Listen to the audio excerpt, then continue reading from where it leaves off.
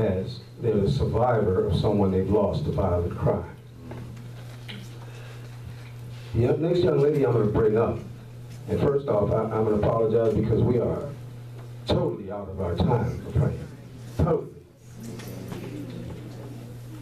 But we're going to let it do what it do. Amen. The next young lady I'd like to call to the microphone, though, I've been working along with her for a while. She's an author, a mother, an amazing individual. That's the least I can say about this young lady. But in 1991, her world was literally turned upside down by a situation that not only did she hear about, but she witnessed. So I'm going to call to the mic my close friend and partner in the struggle, Miss Danielle Richardson.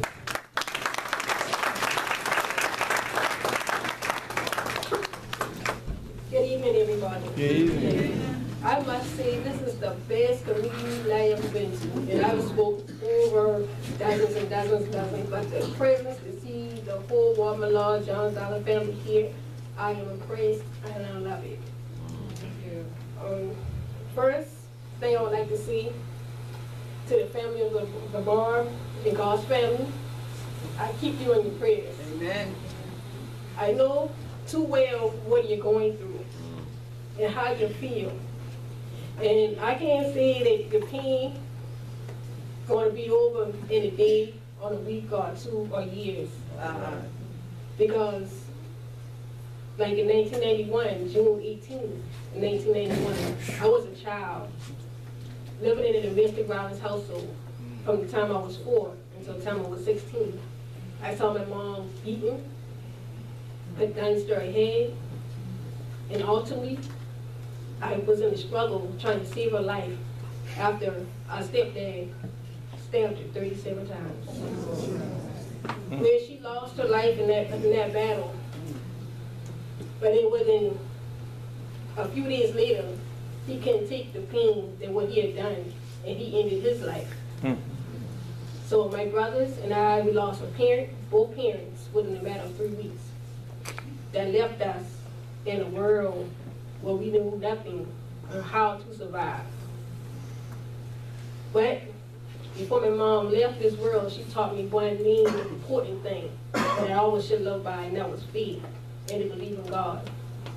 And at that time, that was the only thing that I had was my spirit, faith in the Lord. And for over many years, I went through depression, different mental illness, suffered from PTSD, and been on every type of nerve medicine that they can possibly give me that prescribed by a doctor.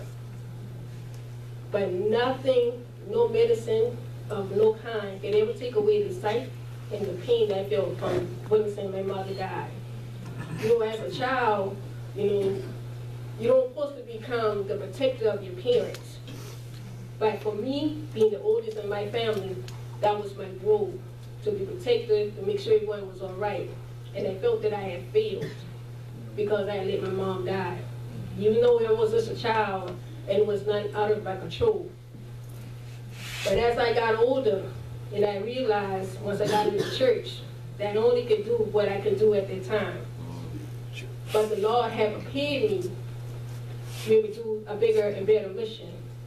And that was to be able to stand here before you all, not just to tell you my testimony, but to let you know that domestic violence is not a private family matter. Amen. And it's not a private family matter when you walking outside your doors and you have bruises and you can't see and you have to keep telling lies upon lies and saying that, well, this happened, or I fell down the stairs, or I broke my ankle.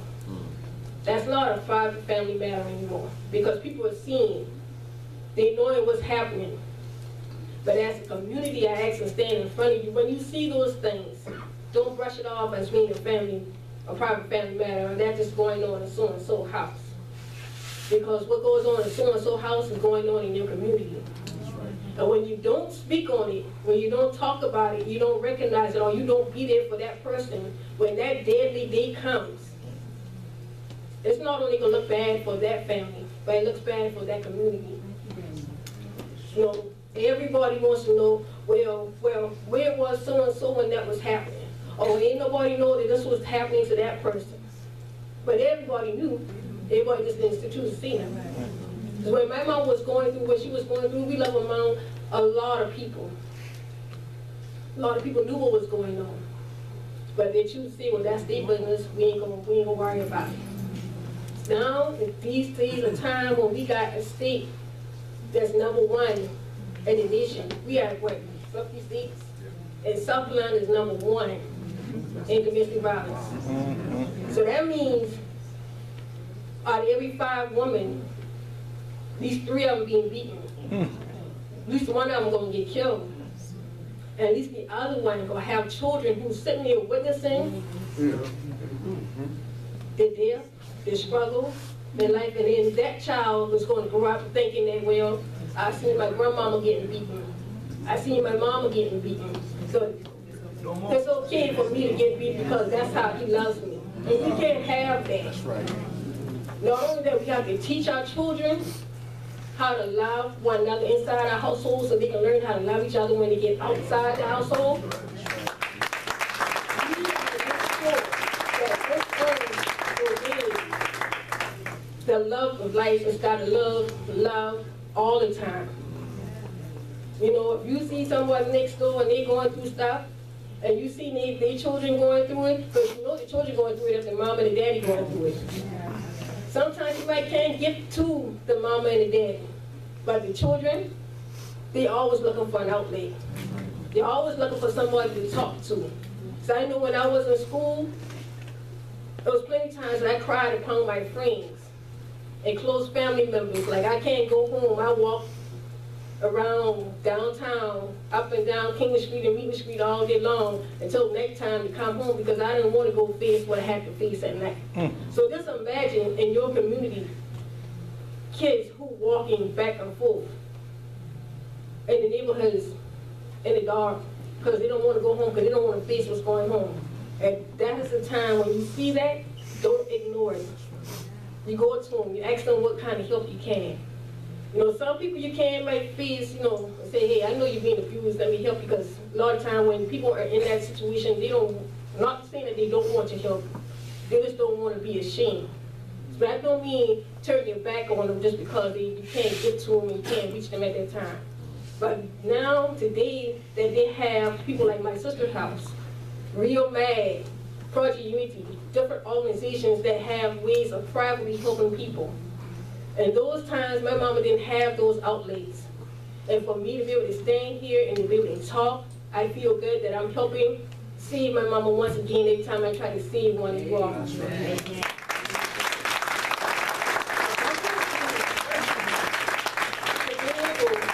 They take the initiative as a community when you leave here today that I am my brother's keeper. I am my sister's keeper.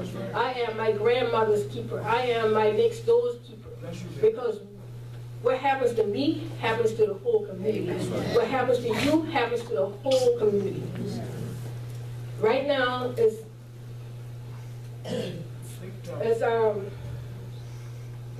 February.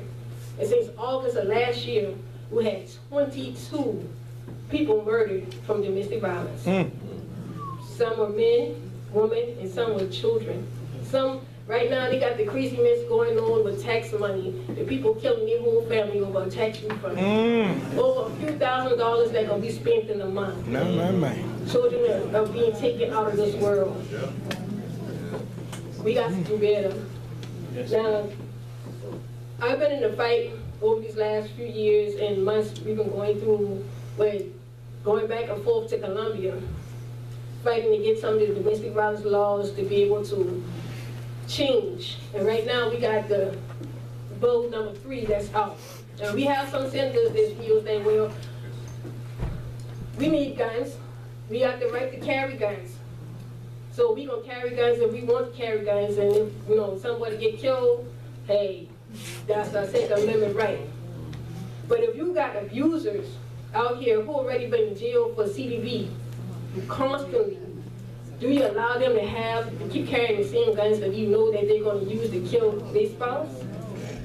Well, we're trying to get that law changed, and we need to, each and every one of y'all to start calling into the senators and into Columbia and emailing them so they can vote to be able to pass this law so they can take the guns out of the hands of these abusers. That's right. But also, we want to be able to help you. We need our advocates. They need better equipment and things so they can be able to help these domestic violence victims. Because a lot of times we have shelters and we have a lot of community outlets where they can go at. But a lot of times a lot of people are afraid of getting turned down because of certain things. So they don't think they have enough money to be able to get out of this situation. But there are help out here, and we got to make sure that we are known and be available to say that, hey, we are here to help you. Amen. You don't have to go through this alone. Amen. So when you see my sister house or Real Mad or Project Unity, any one of these groups, they come down here and they're speaking, or you see they having something going, support them, because they are here to be able to help you. Yes. Not all of them are victims, but there are people who are saying that they're tired. They're pissed, they're mad because they're tired of seeing these women getting killed or beaten, or these children going through things over and over and over again. And I want, before I close out and sit down and let somebody else have the mic, I want y'all to be able to take a pledge in the heart. You know, when you go out and you know what's going on, you see something going on, reach out and help that next person. Amen. Even if they're just telling you that, just give them a hug and say, I love you. That I love you, I care for you, that carry more powerful, more heartfelt, more than words can ever explain. You love thy neighbor because the Lord says so. Amen. And thank you, and I thank you for your time. And also, you know, think of me. I was a child who grew up in this stuff. A child who closed her own mama's eyes before a corner even can come. I was a child who was raised basically on your own, a child who adopted her younger brothers so that they can be able to have a peace. I'm a person that's here to tell you your story so that one day that you can be able to help change somebody else. Amen. Thank you.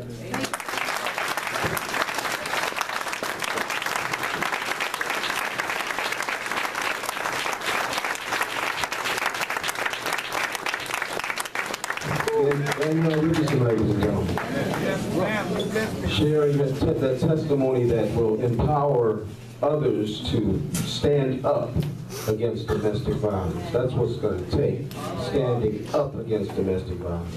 I see within the household that we do have I believe the CEO of Real Mad in the house, Mr. Butch Kennedy. Butch, would you please stand up or raise your hand or something like that? I wanted to acknowledge Butch because Project Unity that he also is with, they have a website on the internet that you can go to actually. It's www.projectunityusa.org. You can go there, click on the tab that says report a crime, right on there, who, what, when, where, how, whatever you've seen about anything, hit submit and it's anonymously reported. You see, you don't have to worry about retribution, people coming back at you and carrying on. You just need to go use the internet. So a lot of these things that we're talking about today, and there's a lot of crime out here that's gone unsolved. I'm a little ahead of what we're talking about because I'm talking about one of the solutions, but I want you to know, I gave everybody a card. Well, not everybody, I passed out some cards in here that's got the website on there. Please, you use it, encourage others to use it, pass that number around. The more we get this out there, the more those who have lost loved ones to violent crime, be it domestic or otherwise, who have gone, these things have gone unsolved and they have no closure, maybe now we can begin to turn this thing around and arrest these killers and make your community safe, because that's the one thing I think I'll hear from Smurf in a minute. If you keep letting the killers go because you won't say nothing, how long before it happened to you? Amen. And in saying that, I want to actually bring to the microphone, if he's going to say a couple of words for us, as we transition into the part of this program that we talk about solutions, you see, because we'd be really wasting our time if we just stood up here and talked about the problems, the issues, what has happened.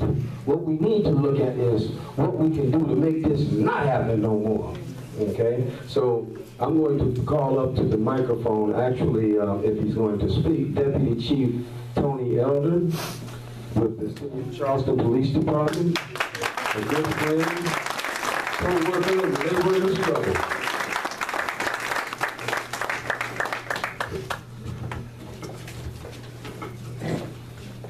Good afternoon, everyone.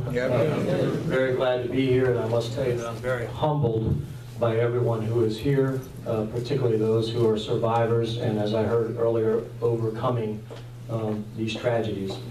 I brought with me, because I actually sent an email and said, what is the topic of discussion a little deeper than stop the violence, because that can mean so many things and so many different dynamics.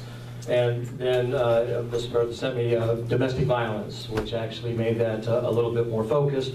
So I brought with me, not knowing if this was going to be as large of a group as this or not, and what the community involvement was going to be, statistics, numbers, or as the representative said, where we're at in the totem pole. Because I wasn't sure if that's where we were headed. And my heart tells me after listening to everything, that's not where we're headed. We know that, okay? We know where we've been. I can tell you that in the city, we roughly have 300 to 500 domestic violence CDVs a year. There's only 365 days in a year, and yet we have more than average on one a day that we have to investigate.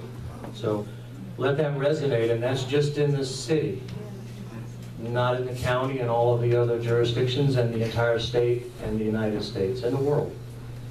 So just let that resonate a little bit with you. To talk a bit about solutions, first off, we have put certain things in place that we hope have helped. First, we have taken our advocates and increased them.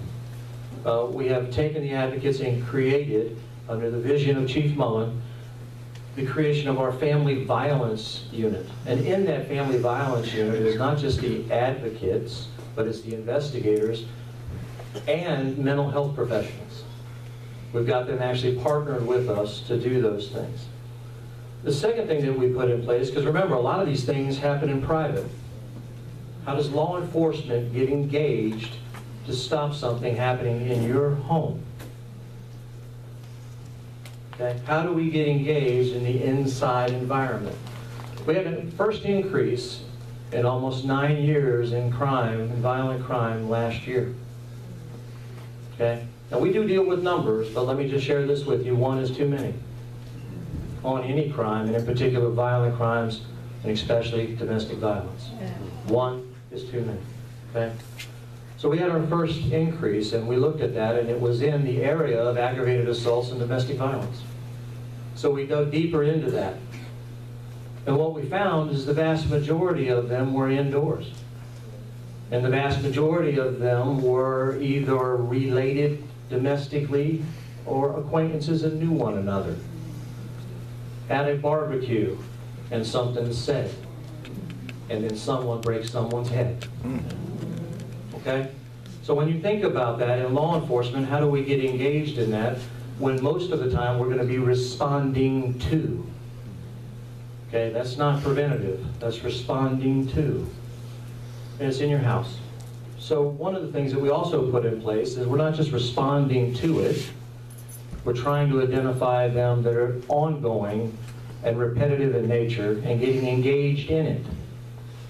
For example, from now on, what we have done since last year is within 24 to 48 hours, normally 24, when we respond and take and handle, whether it's a crime that actually occurred or just somebody who is actually being reported for assault and we're investigating it, we respond within 24 hours back to that house with a patrol officer, not to investigate, not to arrest, but to get engaged and to ask, how are you doing? How's it going? What can we do? How can we help? And then on top of that, you have the immediate follow-up on every single domestic violence